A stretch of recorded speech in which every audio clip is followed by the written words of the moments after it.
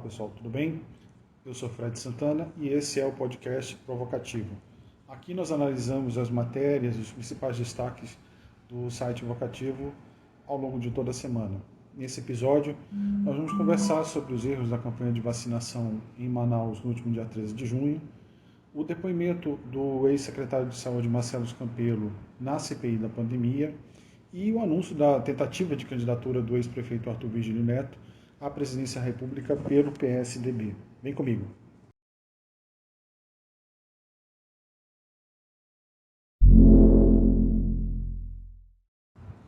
Bem, no último dia 13 de junho, esse domingo agora, o governo do estado e a prefeitura de Manaus organizaram uma mega mobilização de vacinação contra a Covid-19 em Manaus. Cerca de 141 mil pessoas receberam a primeira dose de vacina, inclusive este que vos fala, e um esforço que foi realmente impressionante, que teve uma adesão maciça da população, mas que também, como foi falado no Vocativo essa semana, teve alguns erros. É lógico que a gente precisa que o processo de vacinação seja rápido, para que você possa ter um efeito de protetor na sociedade de maneira efetiva. Você não vai conseguir ter a chamada imunidade de rebanho com menos de 85% da população vacinada com as duas doses. Então, velocidade da vacinação também é muito importante. Só que a maneira como foi feito, primeiro que tem toda a pinta de uma certa campanha publicitária, até para tirar o foco do depoimento do secretário Marcelo Campelo na CPI da pandemia, coincidiu justamente com isso, muita gente acredita que foi uma forma de tirar o foco disso, uma forma de desviar um pouco a opinião pública nacional, que se voltou para o Amazonas com esse depoimento, com essa campanha. O número foi muito bom, foi muito positivo. Só que, por exemplo, em várias localidades, na Zona Norte, por exemplo, na Arena da Amazônia, no Centro Cultural Vácio Vasques também, nós tivemos registro de aglomeração, registro de muitas pessoas se deslocando ao local ao mesmo tempo em linhas de ônibus, o que é um problema também, e isso gera aglomeração. E as pessoas que estão indo lá se vacinar, elas não estão protegidas. Então, fatalmente, o vírus circulou nesse período com essas pessoas. Se você tem um grande deslocamento e aglomeração de pessoas numa cidade onde o vírus corre solto, fatalmente ele vai se correr ainda mais. Eu espero, e essa é a esperança que todos têm, que essa campanha não seja um tiro que sai pela culatra.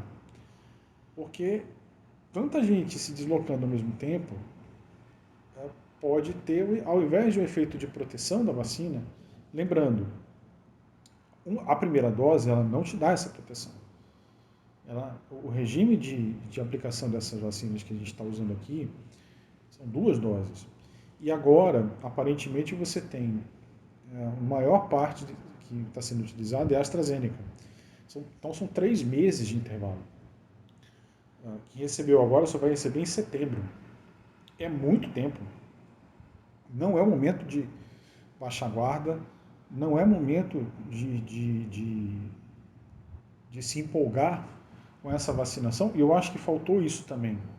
Faltou ao governo do estado e da prefeitura a campanha de conscientização para que as pessoas não achem que essa vacinação que aconteceu e foi positiva pela quantidade, que isso já há uma proteção a partir disso, porque não há.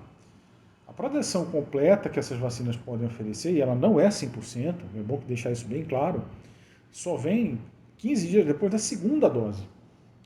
Então, na verdade, essas pessoas só vão estar de fato protegidas, e eu me incluo nisso, só a partir de outubro. Só em outubro desse ano é que quem tomou a vacina este dia 13 vai de fato estar protegido. Então, não dá para baixar a guarda. E eu fico preocupado, porque já foi aparentemente agendada mais uma campanha parecida daqui na próxima semana. E à medida que for seguindo, a tendência, se forem chegando mais doses, a tendência é que a Manaus alcance primeiro a meta final da vacinação. Mas até chegar lá, ainda tem um caminho muito longo. Hoje a gente só tem o quê? 13% da população da capital com 2 doses. É muito pouco. Muito pouco. Por mais que a quantidade de pessoas contaminadas seja também muito grande, não dá para imaginar que apenas esses dois fatores somados vão ser suficientes para proteger de uma eventual terceira onda. Eu, inclusive, falei isso em uma matéria no próprio dia da vacinação, para que a gente contivesse a empolgação. Né? O perigo ainda não acabou, o perigo não passou, mesmo considerando que outras variantes de preocupação, como a Delta, que foi diagnosticada primeiramente na Índia, não tenha chegado aqui ainda, e mesmo que se ela chegar, não é garantia de que ela vai predominar, ainda assim a gente ainda tem um contingente de pessoas muito grande, suscetível. Ainda não dá para imaginar. E a gente viu que, por exemplo, a proteção da infecção original, ano passado, não foi suficiente para evitar a segunda onda. E a gente teve, ao final de 2020, com certeza, uma parcela significativa da população de Manaus infectada. E isso não segurou o vírus. Isso não impediu a segunda onda, muito pior do que a primeira. Então, eu sempre venho alertando isso. Gente, cuidado, tem muito vírus circulando no meio de muita gente com uma dose de vacina. O risco que a gente está correndo nesse momento é selecionar uma variante que escapa dessas vacinas. Se isso acontecer, vai ser uma tragédia. E não vai ser só para nós. Porque o mundo todo conta com essas vacinas da AstraZeneca e perder a eficácia delas seria uma tragédia mundial. Né? A gente espera que isso não aconteça, mas a gente não está fazendo por onde evitar. E é sempre bom lembrar o seguinte, não adianta temer as variantes que estão vindo. Por exemplo, no final de 2020, o mundo inteiro estava preocupado com a variante alfa, que é a B117 que surgiu na Inglaterra. Depois a beta, da África do Sul.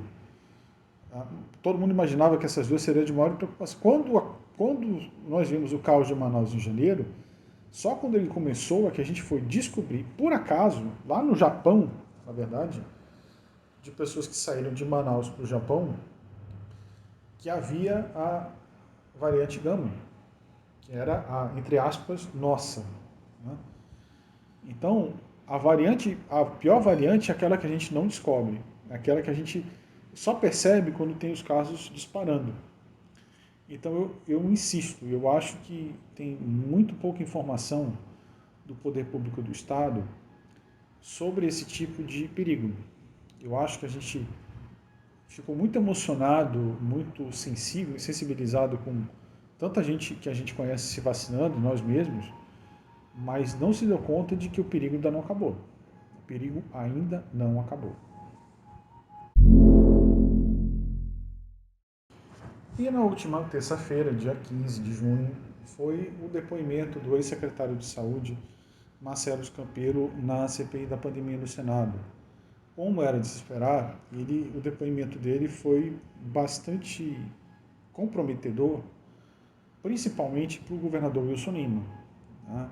Ficou muito claro por todas as declarações que ele deu, a própria insegurança dele, o fato de ele ser um engenheiro atuando interinamente, depois sendo confirmado na Secretaria de Saúde de um estado que já vinha de uma primeira onda terrível da Covid-19 ano passado, pesou muito.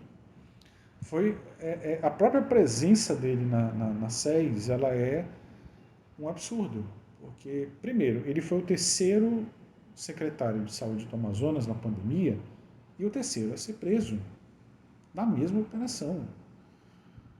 Quer dizer, isso mostra, tem uma conotação muito grave isso, porque se ele fazia parte do governo, da engrenagem do governo, e foi preso na mesma operação, que começou em abril do ano passado, é sinal que toda a estrutura do governo está comprometida com a corrupção.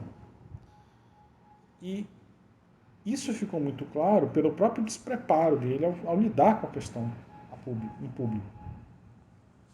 E olha que ele foi levado ali pelos oposicionistas. Então, não era o relator e o presidente que tinham interesse na presença dele ali. No caso do presidente até tinha, por ser do mesmo estado, que era o Omar Aziz.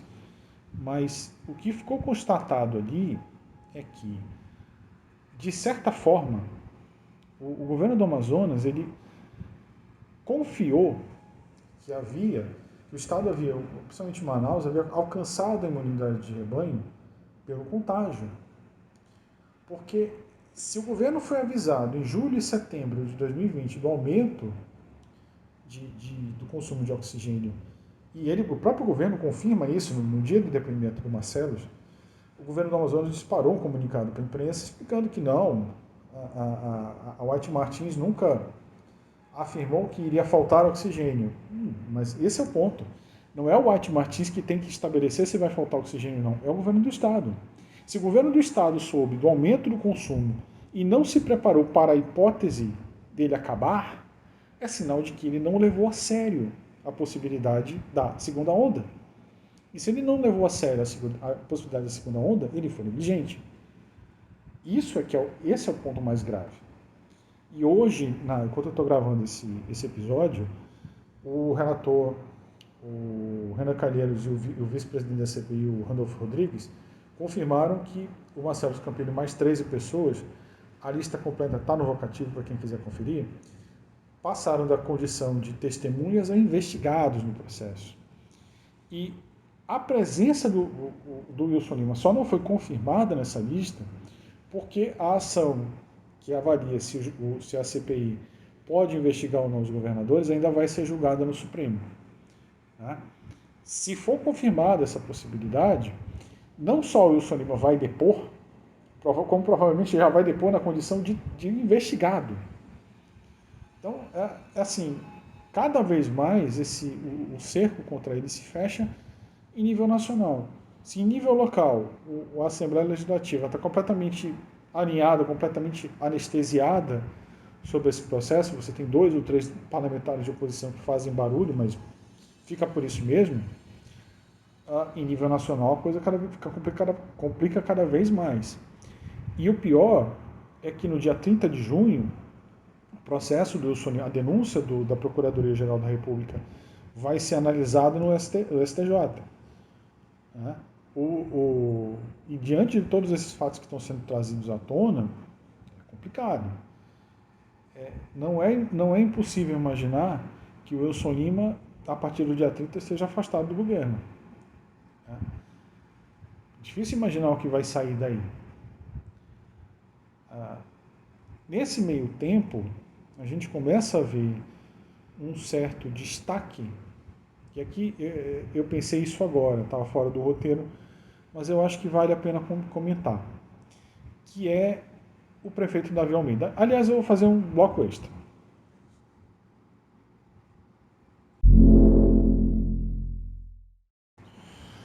O prefeito de Manaus, Davi Almeida, ele vem passando nas últimas 2 semanas por algumas transformações bem interessantes. Né? Na verdade, desde que aconteceram os ataques atribuídos ao Comando Vermelho nos dias 6 e 7 de junho, que o comportamento do prefeito mudou. Ele passou a ser mais beligerante, mais agressivo. Inclusive ontem aconteceu um episódio em que ele vocifera uma resposta a respeito do armamento da Guarda Municipal para cima de uma jornalista. Acho que foi até a Paula Litaif, da revista Cenário. Não me ocorre agora, mas aparentemente foi ela mesma. Com relação a isso, é preciso que a gente note o que aconteceu 2 dias depois desses ataques. 2 dias depois desses ataques, o prefeito foi chamado até Brasília para uma reunião fora da agenda com o presidente Bolsonaro. E nessa reunião foram prometidos recursos para uma série de obras de infraestrutura para Manaus. Ontem, a prefeitura fez um anúncio de um programa de quase 1,5 bilhão de reais, que tem pacotes de obras faraônicas das mais espetaculares que você possa imaginar. Coincidentemente, esse cenário que a gente está vendo de mudança do Davi Almeida, que ele nunca escondeu o apoio ao Bolsonaro, mas ele, de uns tempos para cá, desde que ele assumiu a prefeitura, ele também nunca foi assumidamente bolsonarista. Ele nunca trouxe alinhamento ao discurso do presidente de forma explícita. Por exemplo, no começo ele até falou na distribuição de kit Covid, logo no começo, antes de assumir a prefeitura, mas depois ele mudou. Ele mudou o discurso dele, passou a defender a vacinação, defendeu distanciamento, uso de máscara, foi inclusive contra a vinda da Copa América para a cidade. Ele deixou isso claro, que se você imaginar alguém alinhado com o Bolsonaro, é estranho isso. Né? Mas, desde que esses ataques aconteceram e essa reunião ocorreu 2 dias depois, o comportamento dele tem mudado. Né? Ele tem tido uma postura mais beligerante, mais agressiva, defendendo inclusive armamento de guarda municipal, alinhado completamente, não só os vereadores, vereadores é até redundância, porque você não tem uma Câmara Municipal, você tem um terraço do Davi Almeida, essa é a realidade. A Câmara Municipal de Manaus nessa legislatura, ela é um zero à esquerda, ela é um grande desperdício de recursos públicos. Ela basicamente serve para os vereadores postarem em rede social, porque de prático, de conteúdo prático, você não tem nada até hoje ali. Mas ele tem encontrado eco, inclusive, em deputados estaduais bolsonaristas na Assembleia. E aí que começou a me ocorrer essa situação.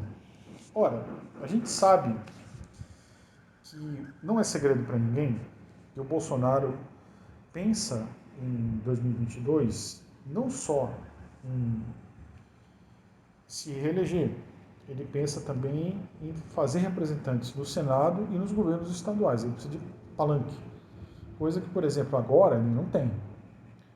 Ele não tem palanque nos estados. Ele faz essas manifestações que agora ele está fazendo motociatas, né? Mas ele não tem eco, ele não tem apoio políticos locais. Isso é muito esporádico. Até porque quem geralmente faz isso sofre muita rejeição. Por outro lado, o Davi Almeida tem um trunfo que talvez seja exatamente aquilo que o Bolsonaro precisa para 2022, que é o forte apelo com os evangélicos. O Davi Almeida, ele é adventista, ele frequenta uma igreja aqui no Aleixo, se não me engano, não me recordo o nome do bairro agora, mas ele frequenta uma igreja, ele tem forte apelo evangélico, teve muito isso nas eleições de 2020, ele seria um nome perfeito para o governo do estado para o Bolsonaro, perfeito, porque ele colocaria a agenda bolsonarista, principalmente na segurança pública, algo que talvez venha daí toda essa fixação que ele tem com o episódio que aconteceu no dia 6. Essa revolta que ele pode estar mostrando com relação à segurança pública, porque, como prefeito, a atuação dele na segurança pública é mínima. Ele, no máximo, pode coordenar ações da Guarda Municipal, mas ela não pode extrapolar o seu limite legal. Ela não pode, por exemplo, fazer ronda ostensiva. E é um contingente muito baixo. Você não tem como fazer muita coisa significativa com algo tão simples. Mas essa reivindicação dele de armar a Guarda Municipal, de treinar, comprar colete, me soa muito esquisita. E agora começa a fazer sentido pensando em 2022. Ele tem uma base evangélica pesada, está construindo uma base nas polícias, está se alinhando ao discurso do presidente, principalmente nos ataques. Esse ataque à imprensa é muito a cara do Bolsonaro. Foi muito a cara dele. Muito a cara dele, do bolsonarismo. Não me surpreenderia se o tempo de permanência do Davi Almeida na prefeitura de Manaus fosse muito curto. O Bolsonaro nunca, em momento algum, mostrou muito apreço pelo Wilson Lima desde os episódios da pandemia, que ele precisou fechar, pelo menos parcialmente, o Estado. E o comportamento dele com relação à Procuradoria da República, com o Wilson Lima, porque hoje a gente sabe que a Procuradoria da República está completamente alinhada ao bolsonarismo. Então, é basicamente uma extensão do Palácio do Planalto. O comportamento completamente ofensivo deles contra o Wilson Lima mostra que é bom não esperar nenhuma compaixão de lá. Por outro lado, o Davi Almeida em 2022 pode ser uma parte disso. Pode ser aquilo que o Bolsonaro precisa, por exemplo, no Amazonas. Que não é exatamente um reduto bolsonarista, é um lugar que deu uma margem de vantagem para ele muito pequena, muito pequena. Por outro lado, o Lula sempre teve aqui no Amazonas uma votação, a Lula e a Dilma, na verdade, tiveram uma votação altíssima e sempre tiveram muita aceitação por parte dos amazonenses por conta da Zona Franca de Manaus. Então, essa expectativa do Bolsonaro de criar aliados nos estados para ter palanque, e aqui vai não só uma candidata, pode ser uma via de. O negócio pode ser nesse sentido. O Bolsonaro usa Manaus como um dos seus palanques eleitorais e o Davi Almeida, com esses recursos, fomenta uma candidatura ao governo do estado e é um casamento perfeito. Como eu já disse, o candidato bolsonarista aparentemente para o Senado é o Coronel Menezes, que foi superintendente da Suframa, que eu não vejo como uma grande figura muito forte para esse posto, porque ele teve 10% de votação, ficou atrás até do Ricardo Nicolau, que é um político inexpressivo aqui. Eu não vejo o Menezes, nesse momento, com força política para bater de frente com o Omar Aziz, o Eduardo Braga, ou outros candidatos, Marcelo Ramos, por exemplo. Eu não acho que ele seja o candidato bolsonarista ideal para esse posto. Eu acho, por exemplo, se ele quisesse uma vaga do Senado, pelo Amazonas, ele poderia colocar, por exemplo, o Silas Câmara, que é uma figura bem mais. Tem uma capilaridade entre os evangélicos muito forte. Não sei, do jeito que a situação anda, se ele poderia filiar a Damares por aqui. É uma possibilidade também. Já falaram na possibilidade da Damares se lançar candidata pelo Tocantins. Eu não sei lá, mas aqui eu acho que ela teria força aqui. Aqui eu acredito, com a base evangélica que nós temos aqui, eu acho que ela surgiria para tomar de assalto esse lugar. Seria um adversário muito forte para o Omar, por exemplo, ou para um Eduardo Braga. Em todo caso, eu ficaria de olho. Eu acho essa bolsonarização do Davi Almeida muito estranha, mas à medida que a gente vai analisando alguns sinais, ela passa a fazer mais sentido. Eu começo a achar que a candidatura dele para o governo do Estado em 2022 é uma séria possibilidade.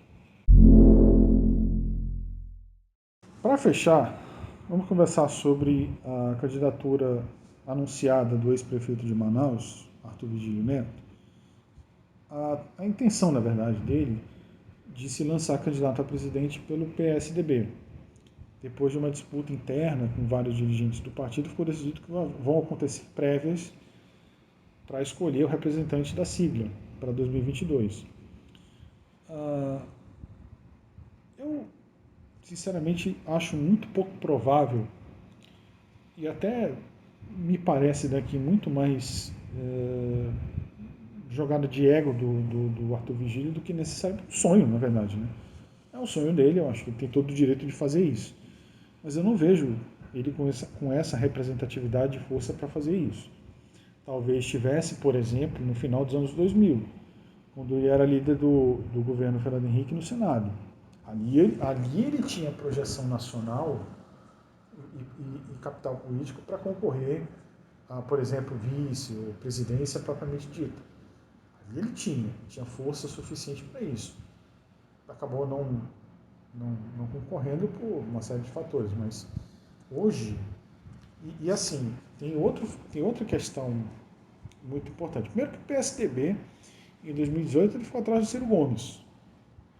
Por aí dá para tirar, não com todo respeito ao Ciro Gomes, mas parece que ficou com menos de 4, 5% nas eleições de 2018, um candidato absolutamente inexpressivo, mesmo com o apoio do empresariado brasileiro em peso, não emplacou uma candidatura forte, perdeu 4 eleições para o PT. Eu acho pouco provável que, na atual circunstância, o PSDB ganhe força suficiente nacional novamente. Se não conseguiu capitalizar politicamente nem o Dória com a Coronavac, que em outros tempos poderia colocá-lo numa condição de favorito, por exemplo, Fernando Henrique se elegeu graças ao real. Talvez imaginassem que a Coronavac pudesse ser pro Dória a mesma coisa. Não foi. Você vê as pesquisas de intenção de voto, Dória está numa posição muito abaixo, nem sombra de ameaçar o Lula ou o Bolsonaro nos cenários apresentados pelos institutos de pesquisa. E a outra coisa que, para mim, viabiliza a candidatura do Arthur Vigílio é a sua gestão da pandemia em Manaus. Ele foi o prefeito que atravessou a primeira e entregou as portas à segunda onda. Vale lembrar que, de acordo com o entendimento do STF ano passado, os prefeitos eles podem decretar lockdown. Eles têm essa autoridade, eles têm essa condição de fazer isso e ele não fez. Ele não fez antes, não fez depois, porque quando ele entregou o cargo, Manaus já vivia uma séria retomada de casos da Covid-19. Ele entregou a prefeitura no começo do ano.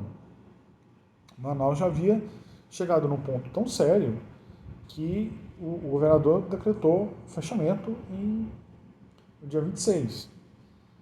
E na época, ao invés de apoiar a decisão ou endossar a decisão e decretar lockdown, fechamento de atividades, o prefeito não só lavou as mãos, como disse, não, agora não acho importante, agora não faz.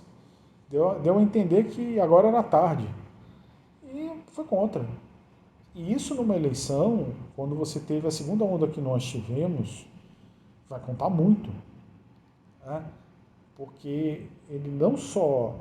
Todas aquelas imagens que aconteceram de ter cova coletiva, de colapso na saúde na porta dos hospitais, tudo isso cai na conta dele também.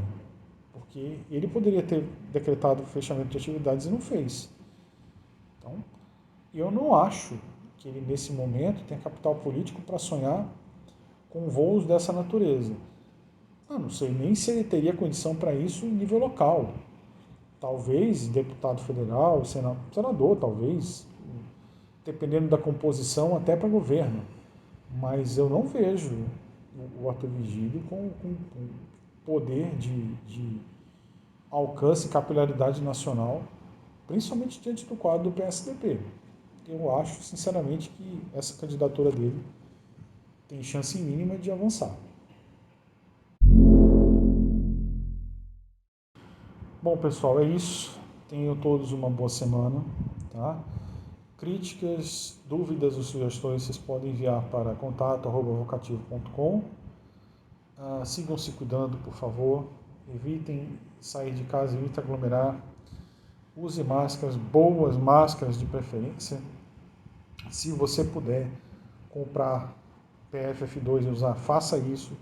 Se tiver a condição financeira de comprar para alguém que você conheça, faça isso também. Conversei essa semana no Twitter e dei essa sugestão, algumas pessoas não entenderam muito bem, mas faz diferença sim. E vejo vocês todos na semana que vem. Forte abraço.